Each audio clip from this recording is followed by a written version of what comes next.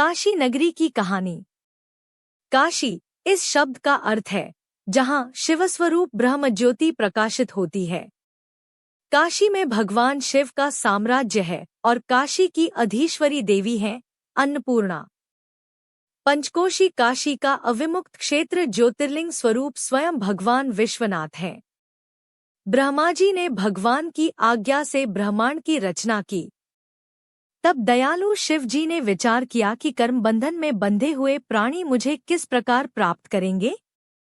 इसलिए शिव जी ने काशी को ब्रह्मांड से पृथक रखा और भगवान विश्वनाथ ने समस्त लोकों के कल्याण के लिए काशीपुरी में निवास किया।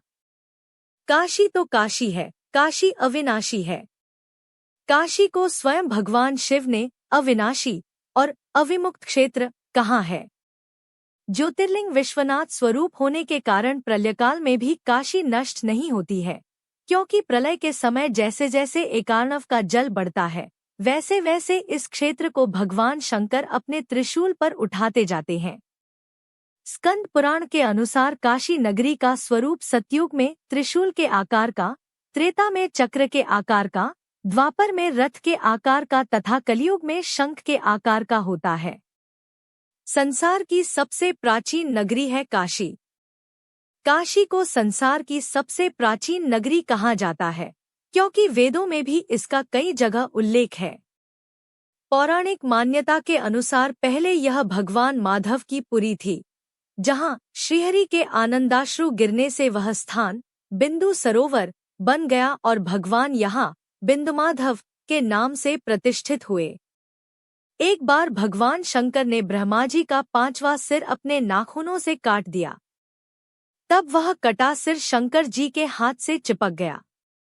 वे 12 वर्षों तक बद्रिकाश्रम, कुरुक्षेत्र आदि तीर्थों में घूमते रहे, परंतु वह सिर उनके हाथ से अलग नहीं हुआ।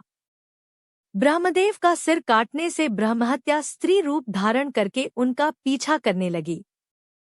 अंत में जैसे ही उन्होंने काशी की सीमा में प्रवेश किया, ब्रह्महत्या ने उनका पीछा छोड़ दिया और स्नान करते ही उनके हाथ से चिपका हुआ कपाल भी अलग हो गया। जिस स्थान पर वह कपाल छूटा वह कपालमोचन तीर्थ कहलाया। तब शंकर जी ने भगवान विष्णु से प्रार्थना करके उस पुरी को अपने नित्य निवास के लिए मांग लिया। इस संबंध में एक पौराणिक प्रसंग है। राजा मनु के वंश में उत्पन्न सम्राट दिवोदास ने गंगा तट पर वाराणसी नगर बसाया। एक बार भगवान शंकर ने देखा कि पार्वती जी को यह अच्छा नहीं लगता कि वे सदा पति के साथ पिता के घर हिमालय में रहें। अतः पार्वती जी को प्रसन्न करने के लिए उन्होंने हिमालय छोड़कर किसी सिद्ध क्षेत्र में बसने का निर्णय किया। उन्हें वाराणसी नगरी अच्छी लगी। शंकर जी ने अपने निकुंभ नामक गण को वाराणसी नगरी को निर्जन करने का आदेश दिया। निकुंभ ने वैसा ही किया। नगर निर्जन हो जाने पर भगवान शंकर अपने गणों के साथ वहां आकर निवास करने लगे। भगवान शंकर के साथ रहने की इच्छा से देवता तथा नाग भी वहां आकर रहने लगे। सम्राट दिवोदास अपनी वाराणसी नगरी छिन जाने से बहुत दुखी हुए। उन्होंने तपस्या करके ब्रह्मा जी से यह वर मांगा कि देवता अपने दिव्य लोक में रहें और नाग पाताल लोक में रहें।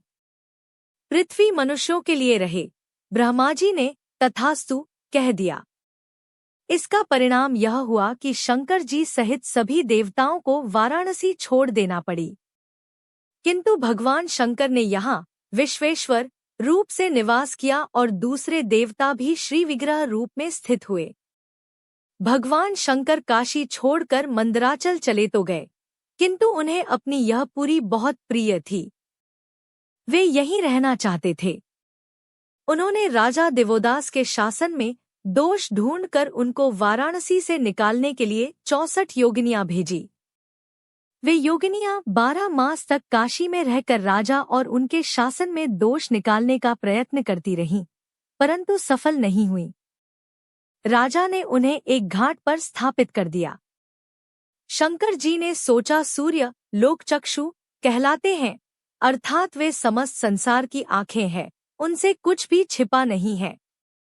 अतः राजा दिवोदास के राज्य में दोष ढूंढने के कार्य के लिए उन्होंने सूर्यदेव को भेजा, किंतु वाराणसी पुरी का वैभव देखकर सूर्यदेव चंचल, लोल बन गए और अपने 12 रूपों में यहीं बस गए। ये 12 सूर्यों के नाम इस प्रकार हैं: 1 लोलार्क, 2 उत्तरार्क, 3 सांबादित्य, 4 द्रौपदादित्य, 5 मयूखादित्य, 6 खगोलकादित्य, 7 अरुणादित्य, 8 वृद्धादित्य, 9 केशवादित्य, 10 विमलादित्य, 11 गंगादित्य और 12 यमादित्य। शंकर जी विचार करने लगे, अभी तक काशी से लौट कर न तो योगिनियां ही आई और न ही सूर्यदेव। अब काशी का समाचार जानने के लिए मैं वहां किसे भेजूं? वहां की बातों को ठीक ठीक जानने में ब्रह्मा जी ही समर्थ हैं, अतः ब्रह्मा जी को ही वहां भेजता हूं। शंकर जी के कहने पर ब्रह्मा जी वाराणसी आए। उन्होंने राजा दिवोदास की सहायता से यहाँ 10 अश्वमेध यज्ञ किए और यहीं बस गए। यह स्थान दशाश्वमेध घाट के नाम से प्रसिद्ध हुआ। इसके बाद भगवान शंकर की आज्ञा से रुंडराज गणेश जी ज्योतिषी का रूप धारण कर काशी आए। उन्होंने राजा दिवोदास को उपदेश करते हुए कहा, आज के 18वें दिन कोई ब्राह्मण आकर तुम्हें उपदेश करेगा। तुमको बिना विचारे उसके वचनों का पालन करना चाहिए। ऐसा करने से तुम्हारा सभी मनोरथ पूर्ण होगा। जब गणेश जी भी काशी जाकर देर तक नहीं लौटे तब भगवान शंकर ने विष्णु जी की ओर देखा। शंकर जी की इच्छा पूर्ण करने के लिए भगवान विष्णु यहाँ ब्राह्मण वेश में पधारे और उन्होंने राजा दिवोदास को ज्ञानोपदेश किया। इससे वे विरक्त हो गए।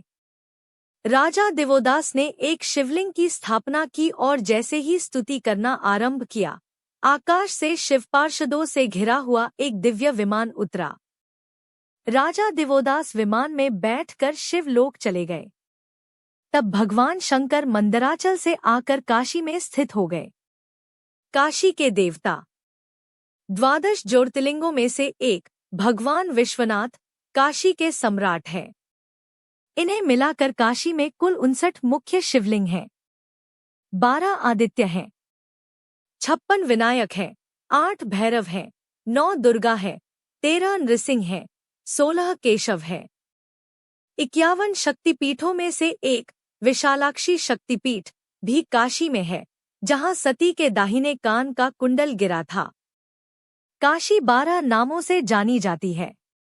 1 काशी, 2 वाराणसी, मां गंगा के तट पर वरुणा और असी नामक नदियों के बीच में स्थित होने के कारण इसे वाराणसी कहते हैं। 3 अविमुक्त क्षेत्र, भगवान शिव और पार्वती ने कभी इस क्षेत्र का त्याग नहीं किया। 4 आनंद कानन, भगवान शिव के आनंद का कारण। 5 महाश्मशान, यहाँ मणिकर्णिका घाट पर हर समय चिता जलती रहती है। 6 रुद्रावास, भगवान विश्वनाथ ने समस्त लोकों के कल्याण के लिए काशीपुरी में निवास किया है। 7 काशिका, 8 तप स्थली, 9 मुक्ति भूमि, 10 मुक्ति क्षेत्र, 11 मुक्तिपुरी, 12 श्री शिवपुरी।